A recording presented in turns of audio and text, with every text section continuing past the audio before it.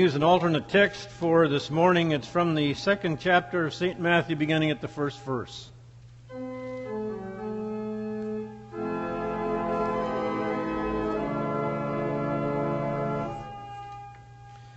In the time of King Herod, after Jesus was born in Bethlehem of Judea, wise men from the east came to Jerusalem asking, "Where is the child who was born King of the Jews? For we observed a star at its rising and have come to pay him homage." When King Herod heard this, he was frightened, and all Jerusalem with him. And calling together all the chief priests and scribes of the people, he inquired of them where the Messiah was to be born. They told him, "In Bethlehem of Judea, for it has been written by the prophet, 'And you, Bethlehem, in the land of Judah, are by no means least among the rulers of Judah. For from all you shall come a ruler, who is to shepherd my people Israel.'" Then Herod secretly called for the wise men and learned from them the exact time when the star had appeared. Then he sent them to Bethlehem, saying, "Go and search diligently for the child. And when you have found him, bring me word so that I also may go and pay him homage." When they heard the king, they set out, and there ahead of them went the star that they had seen at its rising, until it stopped over the place where the child was. When they saw the star stop, they were overwhelmed with joy. On entering the house, they saw the child with Mary his mother, and they knelt down and paid him homage. Then, opening their treasure chest, they offered him gifts of gold, frankincense, and myrrh. And having been warned in a dream not to return to Herod, they left for their own country by another road. Here ends the gospel for the day.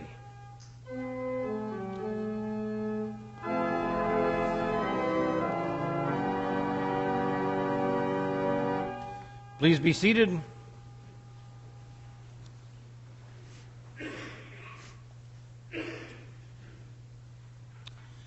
There was a man who went to his barber on a regular basis, and the thing that bothered him about the barber was that he was an intensely negative man. Anytime he tried to strike up a conversation, he would bring something negative. So one day when the man was going in, the barber asked him what was new in his life, and he said, "I've got something terribly exciting that's happening to me. I am going to Europe. I'm going to England first of all, and I'm going to London because it's always been a dream of mine to go and see some of the sights of this historic city. And then secondly, the next thing I'm going to do is I'm going to Rome. And I'm going to the Vatican. And I hope to see the Pope." The barber, in his usual negative tone, said, "Well, that's really dumb. You won't have any fun whatsoever. As a matter of fact, Europe is a mess right now, and particularly London. There's strife going on. There's strikes going on. And when you go to Rome, it'll be cold." He said, "You won't enjoy the climate at all, as a matter of fact. And if you want to see the Pope, you probably won't see the Pope. You certainly won't get a chance to talk to him." Well, 6 weeks later, the man comes back, and the barber said, "Did you take your trip?" And he said, "Yes, I did." And he said, "I assume that it wasn't what you thought it would be. It's probably more what I told you it would be like. I warned you not to go." And the man said, "No, really," he said, "it was a very exciting trip. I went to London and I didn't see any strife whatsoever." He said, "It welcomed me, an American, it welcomed me, and it was warm toward me." And he said, "When I went to Rome, it was an ideal climate." And he said, "Did you go to the Vatican?" And he said, "Yes, I did. I went to the Vatican." "You didn't get to see the Pope, did you?" He said, "Yes, I did. I got to see the Pope." And he said, "Not only that, but when he heard about me, he gave me an audience." He gave you an audience. And yes, and when I was ready to leave, he came and he kissed me on the forehead, and he whispered in my ear a very significant question. The barber said, "What was that significant question that he asked you?"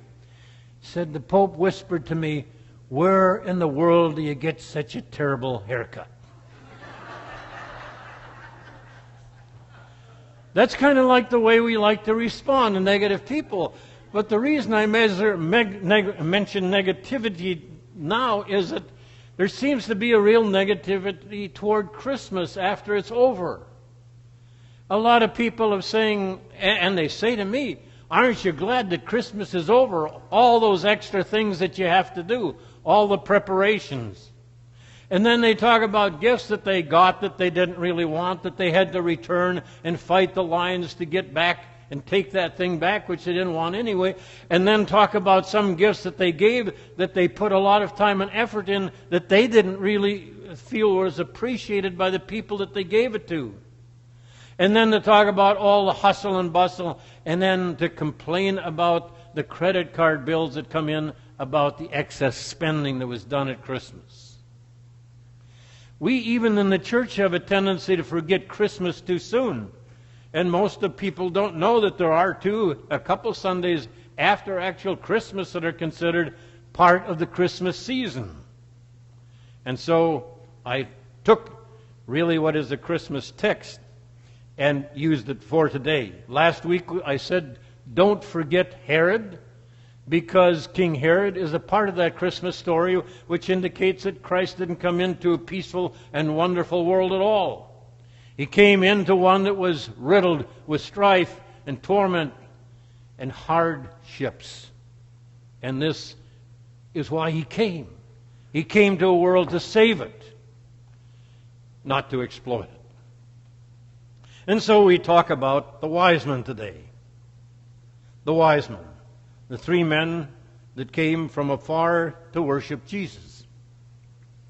Now, I want everybody to know that when I talk about wise men and the characteristics of wise men, that it's really wise men and women too. I don't distinguish between the two genders. I made this statement one time in a Christmas sermon about the wise men, and one of the women afterwards came up to me and she said, "Pastor, I just want you to know that if it would have been three wise women, they would have planned the trip more carefully. They wouldn't have gotten lost. They would have brought appropriate gifts, and they'd gotten there before the baby came, not afterwards." But when I talk about wise men, I want to include everyone. What were the characteristics of these people that really made them wise? And in examining their characteristics, we can examine in ourselves what might be true wisdom in our life also.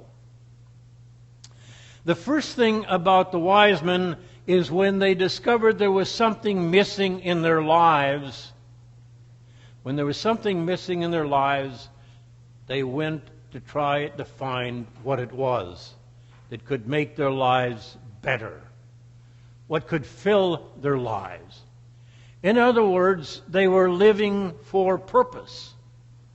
Now, whether these people were wise men or kings or astrologers, it doesn't really matter. There are some characteristics of those people that showed they were in a very favored class. First of all, they had a lot of leisure. Otherwise, they couldn't have taken a trip from a neighboring country, which involved probably 400 to 500 miles, and do it on camel. This takes a lot of time to go and come back. So obviously, they could leave whatever work they were doing and let it rest for a while. Those were definitely the leisure class. So they were wealthy. They had a lot of wealth because to travel was expensive, and to give the gifts they gave was expensive. So they had money, they had leisure, they obviously had prestige, and they were people that were thought they were tough enough to make it through some of the wild country where they might be attacked by those people who are traveling gypsies, who would prey upon people who are travelers, particularly those who appeared to be rich. So with all these characteristics of some kind of prestige as far as their position was concerned, a life of leisure, a life of wealth, why did they need something else? And the answer, of course, is it's purpose. And when people are looking for purpose, they look in strange places. But the more obvious place to look, that we say, is to look within the church and within the proclamation of Jesus Christ as Savior of the world. Most of us have enough to live on, but not all of us have enough to live for. And you see, that's what really is important. And obviously these people, these three people, whatever they were, they had a lot. They had everything probably that most people think is necessary for life, but they didn't have purpose, and they went to find it. They weren't even Jews. Isn't it strange that they were the first ones to really come and pay homage? So the wise men, when they saw something was missing in their life, looked to find it in Jesus. That's what wise men do. The second thing is about the wise men is they were willing to take risks, to see new opportunities, to look for a bright star. Some people say these people were astrologers. Well, if they were, then they recognized this unusual star. But the reality is a lot of people looked up into the sky and didn't see anything at all. They simply missed it. In the routine of their life and in their concern with everyday events, they got so lost in the everyday that they didn't see the unusual. Now there are all kinds of calls in our world to see the unusual and pay attention to it. One of the most obvious now is when you go to the airport, they tell you to be aware of anything that looks different, suspicious. And as soon as you see something suspicious, report it to the proper authorities, because it could mean a lot of devastation for a lot of people. Now, isn't it interesting, again, as we study this person that shot up the airport at Fort Lauderdale, had a lot of warning signs that he was unbalanced, that he probably shouldn't be allowed to carry a gun.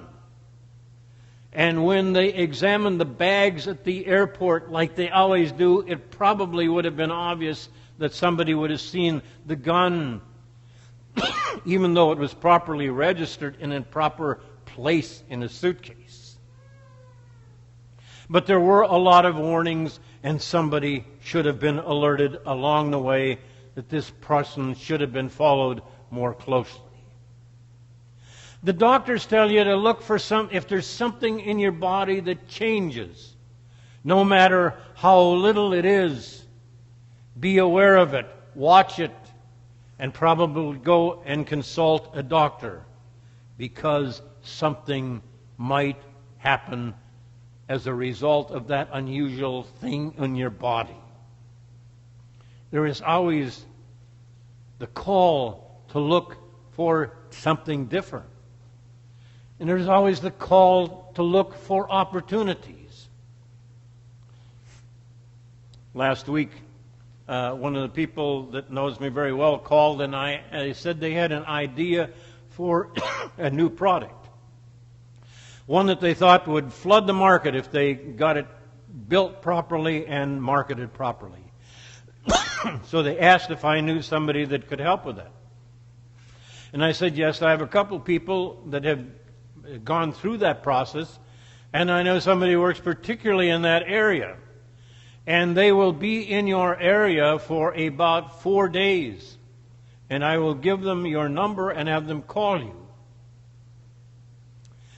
Well, they said, we think that this will be significant. When I called the people that I had directed to help them out, I said, did you call these people and ask about their new invention or the thing that they were envisioning? And they said, yes, we called them, but one day they had a doctor's appointment, another day they had something else that was scheduled, And they said, we just can't meet with you this week. Given an opportunity, they simply passed it up. I don't know how many things have been lost in life because somebody had some kind of idea that might work, but simply didn't follow up on the opportunity. When the wise men saw the star in the sky, it was something different. They had heard some stories that this might be the thing that people were looking for, and so they followed it up. One of the things wise men and wise women do is they look for opportunities wherever they are, whether as a witness to their faith or to help somebody out in need, to be available. That's what wise men and women do. You ever notice that some people come into the room and immediately they cast a shadow on that room? They look dull, uninspired, don't seem interested in anything that is there. I know one tour director that told me they took a trip to the West Coast for about 7 days, and they had one person on that they said was negative on everything that we did. And he said, we went to the Grand Canyon, and he said the Grand Canyon reminded of his mother-in-law's mouth, wide open. He said he went to Yellowstone Park, and he said he couldn't see any value in the geyser. And he went to Muir Woods, and he thought it was silly to cut through a redwood just to make a road that a car could pass by, just to show there was a tree big enough that a car could go through. He thought that was the dumbest idea. And the tour director finally said, sir, he said, if there's nothing on the inside of you, you'll never see anything on the outside. Isn't that a good quote? If there's nothing on the inside, you'll never see anything on the outside. Very often, people are so wrapped up and wonder why things are so bad in their life, and they're only concentrated on themselves. And I said the best thing you can do to help people, help yourself, is go beyond yourself and see other people and see the opportunities and something that you can give them and some kind of optimism about life that you can give them. The wise men saw an opportunity and they followed it. That's what wise men do.